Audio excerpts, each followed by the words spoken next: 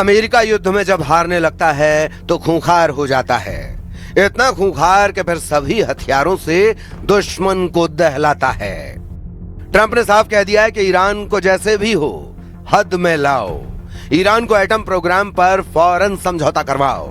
अगर ईरान नहीं तैयार होता है तो फिर B-2 से बमबारी करो या टॉमहॉक से मारो, F-35 से हमला करो या मिनटमैन फोड़ो।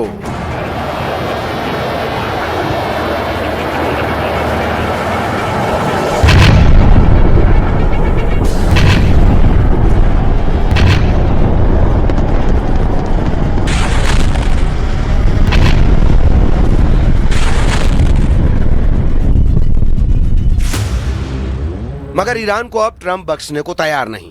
ट्रंप को अब ईरान की धज्जियां उड़ाने से कोई रोक नहीं सकता। ट्रंप की ईरान ने इतनी परीक्षा ले ली है कि वो होश खो बैठे हैं। ईरान ने कतर में जो कांड किया है उसे ट्रंप ने अपनी इज्जत का सवाल बना लिया है। जैसे ही ईरान की चालबाजी ट्रंप को पता लगी है, उन्होंने फौरन इमरजेंसी वॉर मीटिंग बुलाई। ट्रंप ने रक्षा मंत्री पीट हेग्सेथ और जॉइंट चीफ्स ऑफ स्टाफ के चेयर जनरल डैन केन के साथ वॉर मीटिंग खत्म कर ली है। मुमकिन है जल्द ट्रंप फिर से ईरान को फोड़ने वाला ऑर्डर रिलीज कर दें।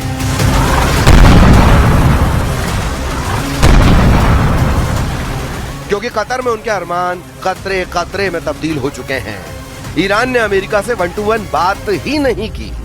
यही नहीं, खींचतान के बीच इराक की राजधानी बगदाद से धमाके और हवाई हमले की तस्वीर आ गई।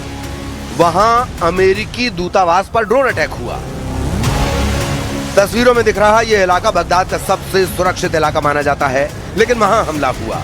रात में हुए हमले से पूरा इलाका गूंज उठा। आरोप लगा कि अटैक ईरान ने किया, वो भी ऐसे समय जब डील की वजह से अमेरिका और ईरान ने एक दूसरे पर हमले रोके हुए हैं। तो ऐसा कहीं से नहीं लग रहा कि ईरान अमेरिका से कोई बातचीत करने के मूड में है। बगदाद में अमेरिकी दूतावास ने तो जंग फिर से शुरू होने का खतरा भी बढ़ा दिया है।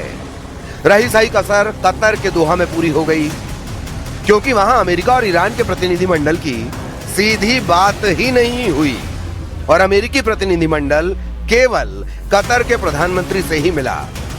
कतर में ट्रंप को चकमा देने के बाद ईरान ने यह धमकी भी दे डाली है कि वो युद्ध के लिए तैयार है।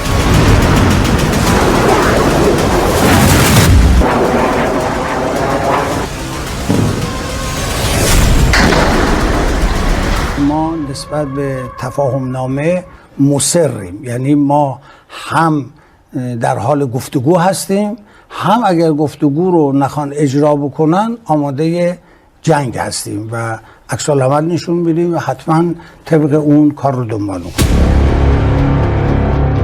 जिस मुलाकात का ट्रंप ने ढिंडोरा पीटा था और कहा था कि ईरान की सहमति से कतर की राजधानी दोहा में अमेरिका और ईरान एटमी डील फाइनल करने की कोशिश करेंगे, ना वो मुलाकात हुई और ना ही ईरान और अमेरिका की दोहा में कोई सीधी बात हुई।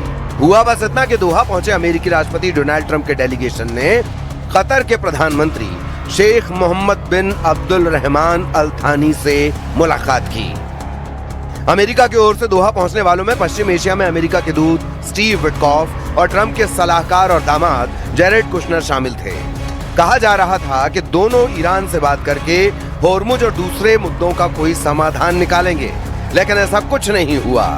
हालांकि जेडी वेंस ने दुनिया को ऑल इज वेल वाली स्थिति दिखाने की पूरी कोशिश की। We want durable commitments that are verifiable and backed up by inspections that Iran will denuclearize their entire country. Some days actually more oil coming out of the Strait than came out before the war even started. So there's this element of the,